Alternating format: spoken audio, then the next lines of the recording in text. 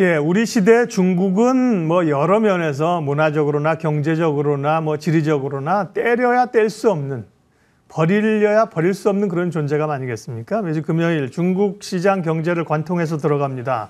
세상에서 가장 쉬운 중국 주식 이야기, 용인대 중국학과 박승찬 교수님 오셨어요. 교수님 어서 오십시오. 맞습니다. 오늘은 이제 중국의 경제 성장률 얘기를 할 텐데요. IMF가 중국 경제 성장률 전망치를 하향 조정했습니다. 네. 중국만 했느냐? 아닙니다. 전 세계 하향 조정하고 우리도 하향 조정했는데 그렇죠. 오늘은 중국 포커스니까요. 어느 정도 좀 조정을 했고 그 근거를 무엇으로 달았습니까? 이게 전망치가 뭐 상황이 당연히 안 좋으니까 네. 원래 이제 한 4.8에서 지금 4.4로 지금 하향 조정을 했죠. 중국 정부 목표는 5.5잖아요. 그렇죠. 예. 네. 그러니까 지금 뭐 전혀 지금 차이가 갭이 꽤 큰데 일단 이거는 이제 지금 현재 이제 2분기까지 감안을 한 것 같고요. 그렇죠. 이제 3분기도 넘어가면 좀 올라갈 것으로 보여지긴 합니다. 지금 현재 지금 0.4% 지금 이제 낮춰서 지금 잡았는데 예. 이게 이제 뭐 말씀하셨다시피 이제 한국 경제 성장 2.5% 이제 IMF가 잡았는데 중국과 우리 또 한국 경제에 또 동조화된 게 많기 때문에 그렇죠. 당연히 영향을 이제 받을 거로 보고 있는 것 같습니다.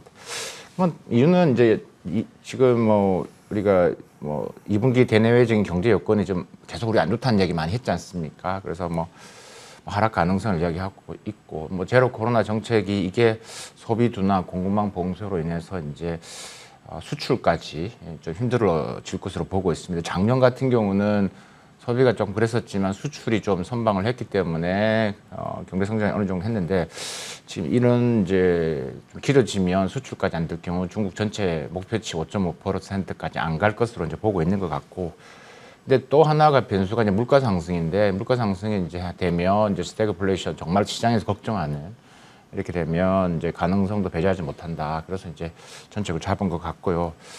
그러면서 또 IMF 입장에서는 것 같습니다. 일단 이게 도미노로 이제 단순히 중국 문제가 아니라 계속 그냥 물류대란이 이제 다시 이제 퍼져갔을 때, 그리고 이제 중국 경제 하락이 됐을 경우 이제 글로벌 경제 성장에 미치는 것까지도 이제 있기 때문에 그래서 전체적인 아시아 경제 부분에서 지금 경제 성장률을 낮게 지금 다 잡은 것 같습니다. 예. 다만 주요 기관들의 예측치는 뭐 받아들이긴 해야 되겠지만요. 어떻게 보면 투자자들 입장에선 좋으면 중간에 올리고요. 나쁘면 중간에 내립니다. 계속 조정을 하는 상황이기 때문에요. 중국 자체 월요일이었나요? 1분기 성장률을 발표한 게? 18일 날 했죠. 예, 맞습니다. 그때 보면 중국이 1분기 성장률 4.8%로 발표했는데 시장 기대치가 4.4였단 말이에요. 네. 4.8이 나오면 좋은 건데도 불구하고 이걸 시장에서는 우려스럽게 해석을 했고요. 또 성장률이랑 소매 지표도 발표가 됐습니다. 체크해 주십시오. 네, 1분기 이제 우리가 한번 좀 체크를 해보고 좀 안을 좀 들여다봐서 지금 어디가 지금 아픈지 어떻게 치료를 해야 되는지 좀 우리가 중국 입장에서 고민을 또 하겠죠. 그 속내를 한번 보는데 일단은 이제 국가통계국에서 이제 발표를 했는데 4.8입니다. 그래서 말씀하셨다시피 시장은 예측치가 뭐 블룸버그나 다른 뭐 이런 IB 시장 예측치보다 좀 높았죠. 그래서 뭐 선방했다 이런 표현을 쓰는데 사실 이거는 이제 작년 말에 이제 이미 이제 예감을 했던 중국 정부가 돈을 이제 풀었던 유동성에 풀었던 결과로 나타난 거다라고 저는 이제 보여지고요. 그래서 좀 더 안을 들여다보면 상황이 녹록치 않죠. 이제 이게 이번에 이제 고정자산 투자 1분기 고정 투자를 보면 9.3% 정도 증가를 했습니다. 그래서 이제 그 중에서 우리 고정자산 투자하면 제조업하고 부동산, 다음 정부 인프라인데요. 사실 중국 정부가 계속 해왔던 기준은 뭐냐면 이제 그들이 말하는 표현을 쓴다면 대수만간, 그러니까 막 물 뿌리듯이 뭐 돈을 뿌리듯이, 그래서 뭐 중국이 과거에 성장했던 것처럼 대량의 유동성을 풀어서 경기 부양하지 않겠다 이런 식으로 이야기했는데 그게 이제 작년 3분기 이후로는 그런 말이 사라졌어요. 하겠다는 이야기죠. 심각하다는 이야기입니다. 그래서 좀 보면 제조업과 부동산은 계속 좀 적정성을 증가를 하고 있습니다. 그래서 이제 인프라 투자가 이제 관건인데 이게 이제 아마 더 지속될 것으로 보여진다. 그래서 이제 1분기는 이제 그런 집중적인 영향으로 좀 했고, 근데 2분기가 이제 지금 우리가 지금 계속 지금 이야기하고 있는 것처럼 이 제로 코로나로 인해서 지금 상황이 심각하다 보니 이제 좀 아마 이제 2분기는 많이 이제 떨어질 것으로 지금 전망이 되어집니다. 그래서 이제 이게 4월 달 안에 빨리 끝내야지만 이제 진행이 되는 거고, 관심 있게 보는 거는 결국은 이제 이제 비제조업 이제 PMI 부분인데 3월 달에 이제 많이 또 떨어졌죠. 그다음에 소매 판매를 좀 지난 3월 보면 이게 20개월 만에 전년 동기비 뭐 한 3.5% 감소를 했습니다. 그러니까 뭐 거의 뭐 2020년 7월 이후로는 가장 이제 낮은 감소세인데요. 그래도 내용을 보면 우리처럼 뭐 음식점 뭐 다 문 닫고 그러니까 당연히 안 팔리겠죠. 의류, 화장품, 자동차 전반적으로 지금 소비가 좀 안 좋습니다. 그다음에 또 통계를 이번에 봤을 때 또 실업률 지금 보고 계신데요. 지금 뭐 0.3%포인트 좀 상승했지 않습니까? 제가 항상 말씀드리지만 저건 도시 실업률입니다. 그렇기 때문에 농촌, 지금 5억 명이 넘는 농촌 인구, 그중에서 도시에 있는 우리가 농민공들한 2억 8천만 명 같은 경우는 포함이 안 됐기 때문에 지금 이것까지 타격이 되어 있기 때문에 이 분기가 좀 더 걱정이 많이 되는 부분들이 있죠. 그래서 이제 그런 부분에서 시장에서는 좀 감지를 좀 하고 움직이고 있는 것 같습니다. 중국 경제 상황 오늘 체크하고 있습니다. 단기적으로는 중국 주요 도시 봉쇄에 따른 타격이 지금 크게 나타나고 있는 건데요. 어제 그 중국 증시가 많이 밀렸는데요. 시 주석이 뭐 지금의 그 봉쇄 정책 방향성 맞다 이런 얘기가 전해지면서 어제 급락을 했었거든요. 이게 언제 풀릴 것인가. 중국의 뭐 이민 문의도 급증하고 있다고 하는데 이건 뭐 그렇다고 뭐 중국 국민들이 원할 때 이민 다 갈 수 있는 건 아닐 거고 그렇죠. 그만큼 이제 좀 스트레스를 받고 있다는 얘기일 텐데요. 네. 봉쇄 얘기 좀 해주십시오. 스트레스 받고 있다는 표현이 정확한 것 같습니다. 네. 요즘 그 돌아다니는 이야기가 이제 아파트 예전에는 작년 같은 경우는 상해시를 벗어나는 게 정말 해외여행도 꿈도 못 꾸니까 이제 상해시를 한 벗어났으면 좋겠다라는 희망사항이었는데 지금 들어보면 아파트 단지 내에만 좀 밖에 나갔으면 좋겠다. 오늘이 아마 22일째일 겁니다. 네. 또 이야기를 또 하면 상하이 시민들이 상하이 벗어나 옛날에 수저우, 항저우 이런 데 가는 거잖아요. 그죠? 네. 뭐 또 근처에 있죠, 바로 네. 상하이에서. 근데 아파트를 못 벗어난다 지금. 네, 지금 그런까지 말이 나오니까. 상하이 시민들이 이제 만약 해제되면 가장 먹고 싶은 음식들을 한번 이렇게 막 올라오는데 그 중에 상위 클래스에 있는 게 상위에 있는 게 음식이 콜라입니다. 콜라요? 네. 콜라를 못 먹고 있으니까 지금. 근데 콜라를 먹게 되면 그때 가서 절대 콜라 마시고 트림도 안 할 거라고. 그것도 아깝다라는 게. 얼마나 지금 스트레스가 심하다는 표현을 좀 말씀하신 거죠.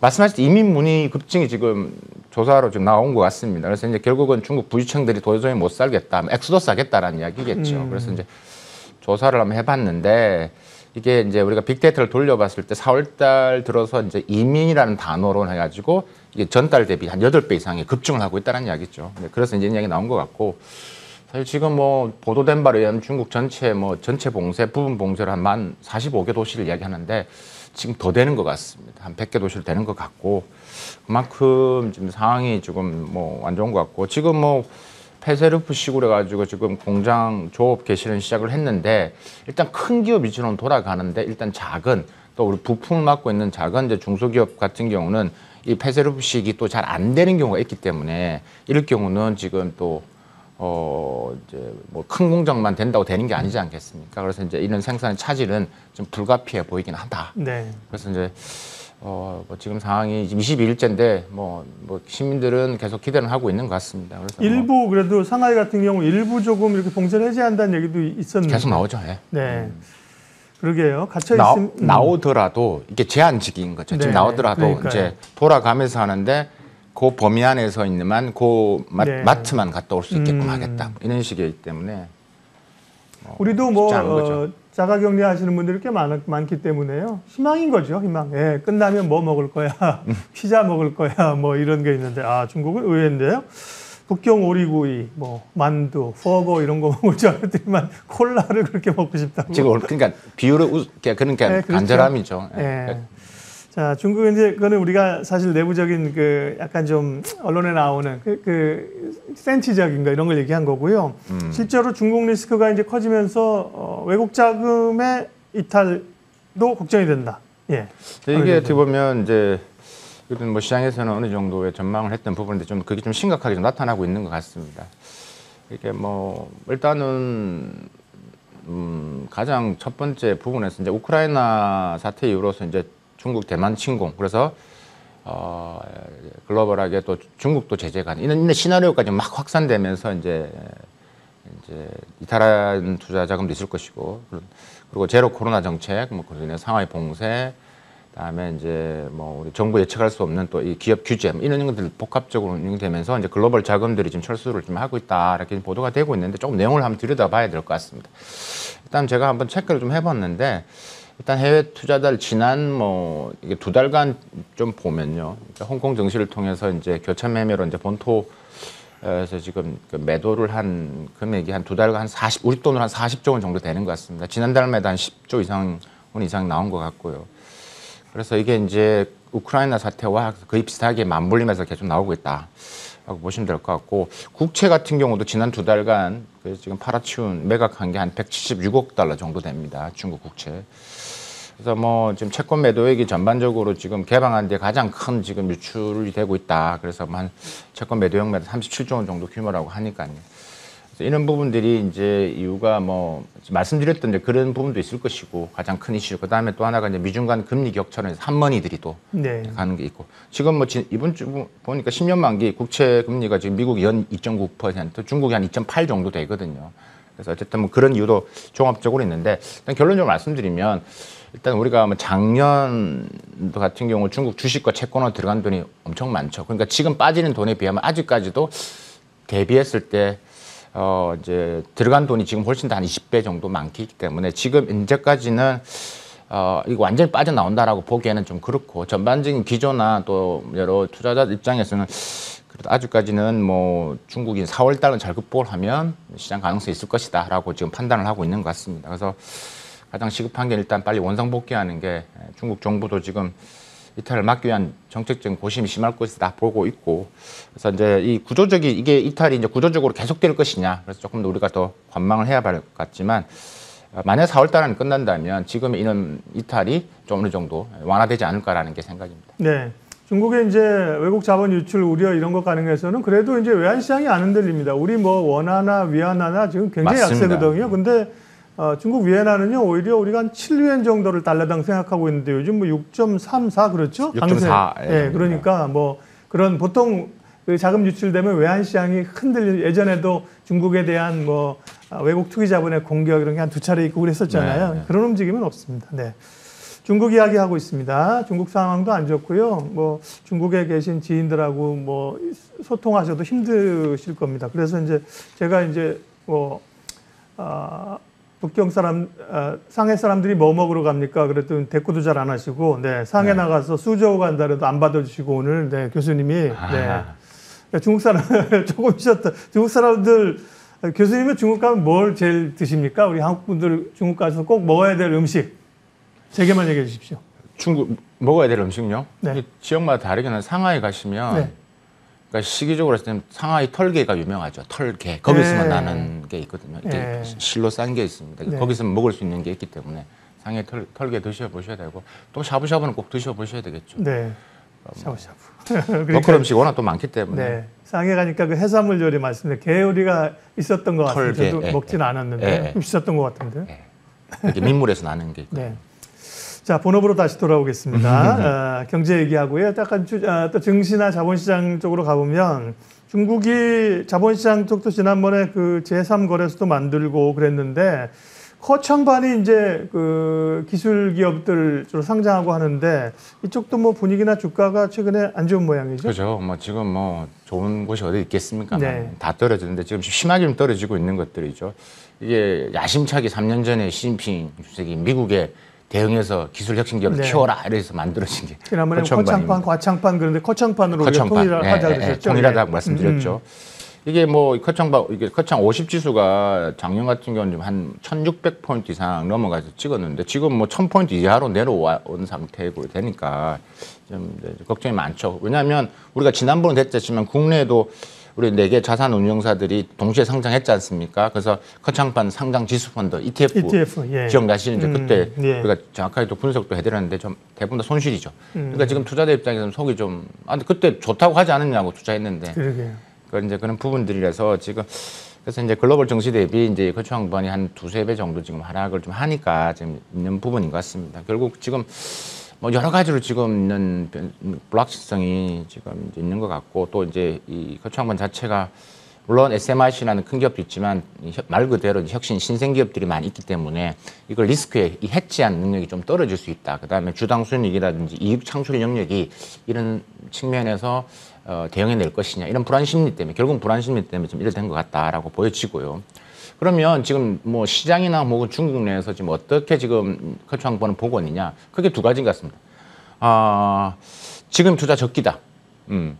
이제 뭐 많이 빠졌다. 뭐 이런 거죠. 예, 그래서 이제 밸류에이션을 봤을 때 지금이 가장 매력적인 구간이 아니냐 이런 시각도 지금 매우 많습니다. 일단 5년 뭐 지난한 평균치 우리가 이거 본토 주식 우리가 메인보드를 이야기하더라도 그러니까 뭐 그럴 경우는 한 5년, 그다음에 3년 뭐 치를 보더라도 지금은 매우 낮은 수준이기 때문에 좀 좋지 않겠느냐 뭐 이렇게 이제 보는 시각과 있고 두 번째가 이제 2분기는 무조건 피해라.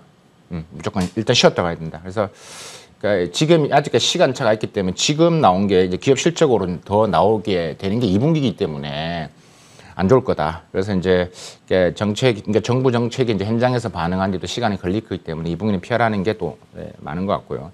그래서 3분기 이후에 이제 올라가는 반등의 시작점으로 보는 것 같습니다. 저는 개인적으로 이제 후자를 봅니다. 그래서 일단 2분기는 지금 이게 아직까지 22일째지만 지금 확고한 지금 재력 권화를 얘기를 하고 있기 때문에 이게 이제 2분기에서는 지금 우리가 이 주식 커트왕본을 포함한 여러 가지 부분에서 약간은 지금 이걸 지금 높은 투자에 혹은 밸류에이션 공간으로 봐야 되는지 저는 조금은 회의가 들기는 합니다. 그만큼 조금 불안 심리가 크다라는 겁니다. 중국 내에서.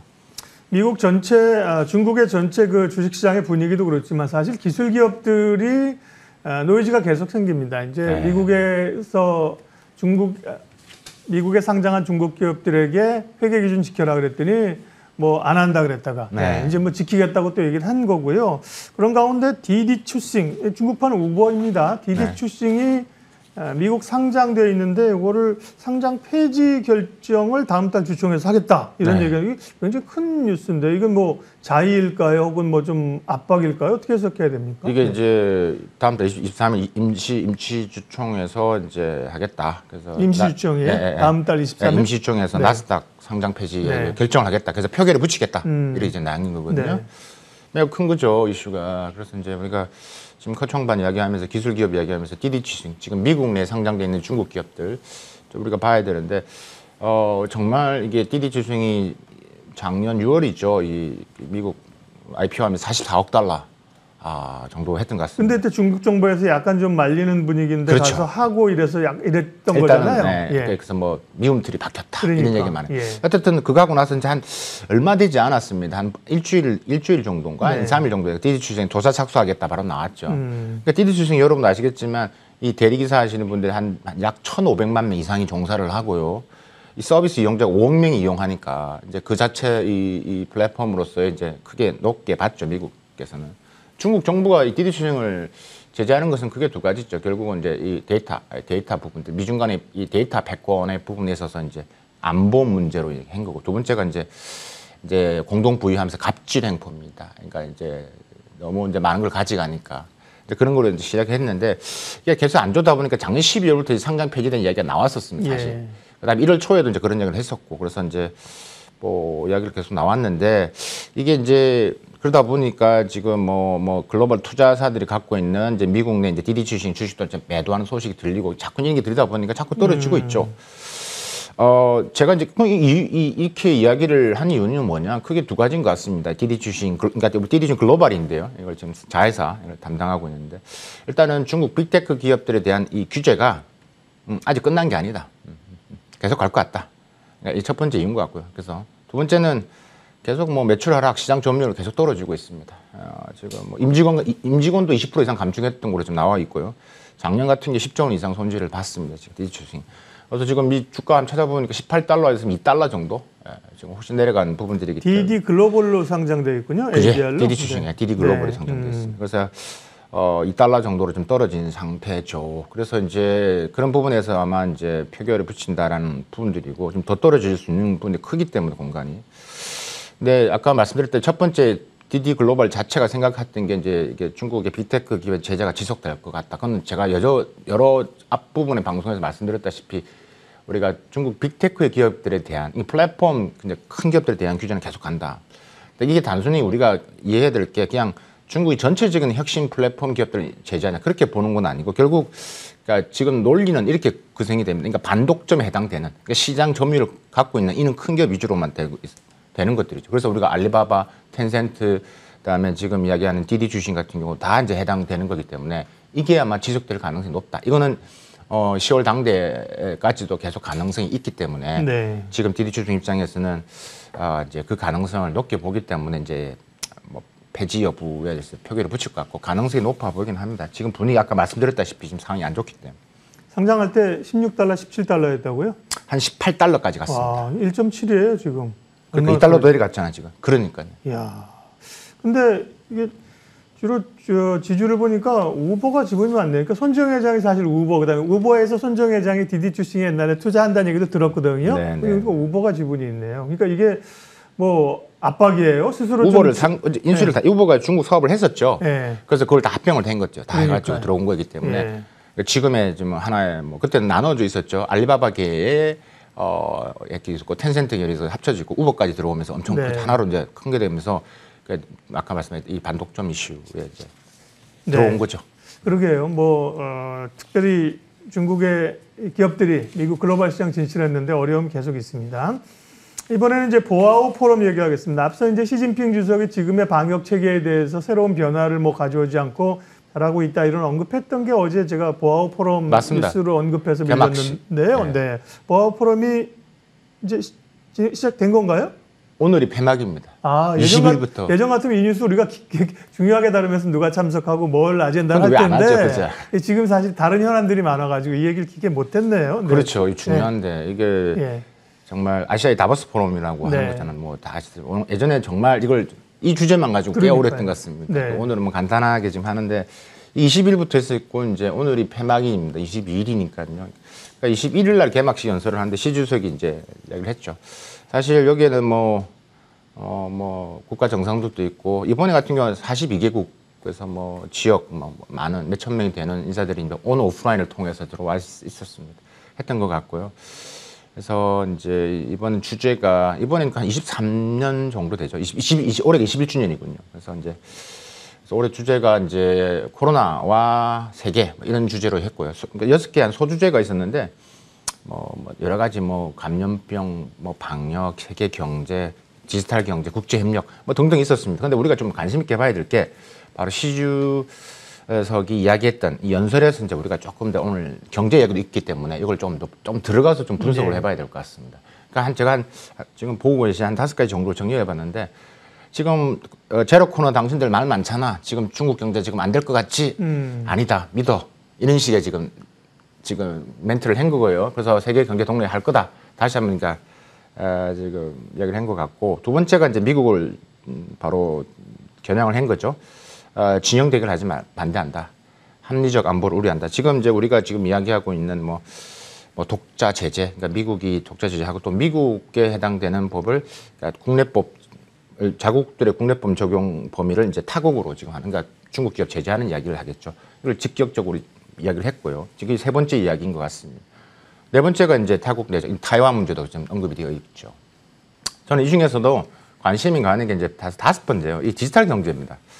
이게 이제 국내에서는 매체를 좀 거의 다루지를 않고 있는데 사실 이게 뭐냐면 중국의 디지털 실크로드라는 겁니다. 이게 지금 일종의 어떻게 보면 이 디지털 인프라, 디지털 생태계를 가지고 지금 주변국들 1대1로의 주변국들의 디지털 부분들 정보, 데이터를 포함한 다음에 디지털 표준까지 아우르는 겁니다. 우리가 1대1로는 알지만 디지털 실크로드에서는 잘 모르시는 분이 많기 때문에 그러니까 이게 지금 확장이 되고 지금 현재 공식적으로 26개 국가가 지금 포함이 되어 있습니다. MOU를 체결했고 우리나라도 좀 들어가 있습니다. 근데 여기 드러나지 않는 비공개 국가까지 하면 한 100개 국가가 더 될 거로 보고 있습니다. 그러니까 미국이 지금 이것을 견제하기 위해서 하고자 하는 게 뭐냐면 미국 주도의 디지털 경제 협정을 만들려고 합니다. 여기도 충돌이 되는 것들이죠. 그러니까 이제 등등의 지금 이거 있기 때문에 지금 시 주석이 말한 여러 가지의 그런 이슈들 중에서 지금 중국의 생각하고 있는 범위도 알 수 있을 것이고요. 앞으로의 대응 방향도 우리가 알 수 있는 거기 때문에 뭐 시간이 한정돼 있어 가지고 뭐 간단히 이 정도 지금 오늘 폐막되는 이 보아 포럼 이야기를 정리해드렸던 것 같습니다.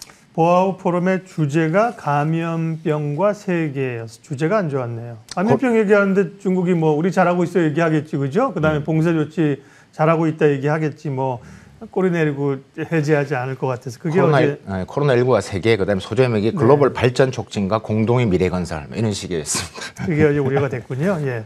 중국은 뭐 어쨌든 올해 가을 뭐 10월, 11월쯤에 있을 중국 당대회에서 시진핑 주석의 사면임이 가장 큰 이슈고요. 그때까지 어쨌든 여러 경제나 환경 요소들을 최대한으로 시 주석이 끌어올리려고 하지 않겠어요? 예. 근데 네. 분위기 어떻습니까, 관련해서? 이미 지금 당대회가 지금 분위기가 시동이 됐다.